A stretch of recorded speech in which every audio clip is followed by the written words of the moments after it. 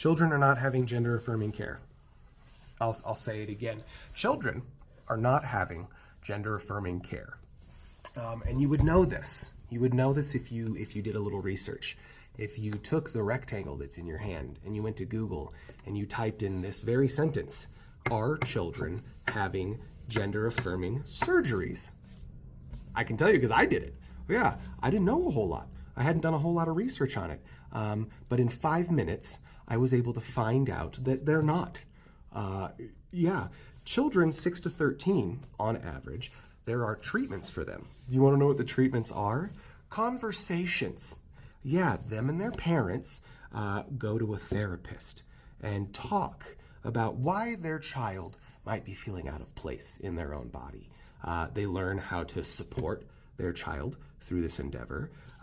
They learn that maybe calling their child by a different name or telling their child that they understand that they're confused about what's going on inside can be helpful. It can help the mental health of the child.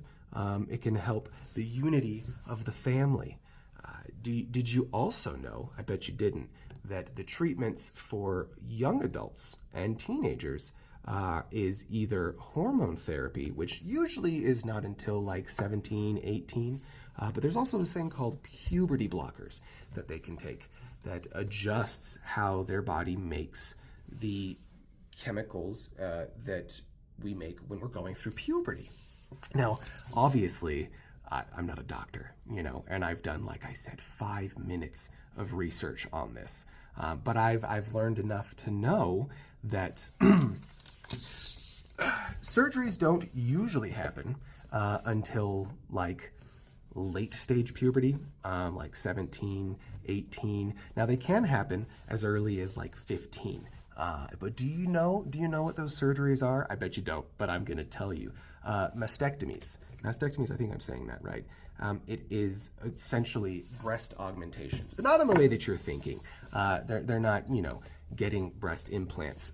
And oftentimes the individuals that are undergoing these surgeries are cisgender males, cisgender teens.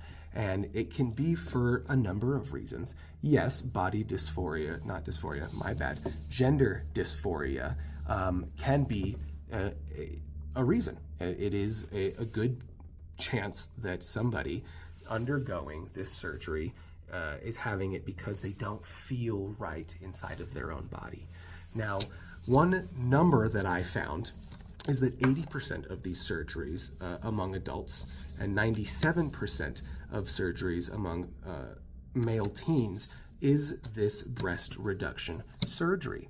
And it doesn't just have to be because of the gender dysphoria. It can be because thyroid issues, testosterone issues, but you want to know what happens when you spin a narrative of hate and disinformation is people that need that for medical reasons other than gender dysphoria, because that is a actual diagnosis, won't get to have it anymore because it's been shut down under the guise that parents are just taking their kids in and having things snipped and cut and sewn, which is false. It's lies. It's not true.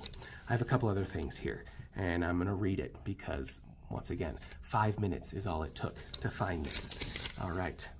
Treatment can be available to preteens or younger in the form of hormone therapy or puberty blockers.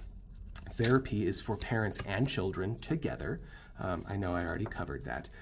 You can start puberty blockers or hormone therapy between 15 and 17, but the greatest thing about it is if they stop taking the medication or they stop going in for the injections, their body starts to reroute itself back to where it was going in the beginning. No harm, no foul. Get it? You get it? It's reversible because it's not actually a surgery until they have the surgery, which they're not allowed to have until I believe it's a year of this puberty blockers or hormone therapy. And the individual has to be found sound mind while they were on said blockers or hormone therapy for the whole time before a doctor will even think about doing the surgery. Yeah, there's an international guideline about it. But you'd know that if you picked up your fucking phone. Yeah, so stop believing every lie that is told to you. Stop taking it at face value and start doing some fucking research, because you'd learn. Now, like I said multiple times, because I'm really trying to drive the point home, this is the surface of what I was able to find sitting on a short little break today at work, okay? And it's not even very well put together.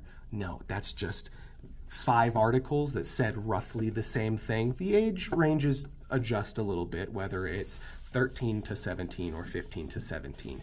But 4 of the 5 referred to the same study done back in 2019 about all of this information.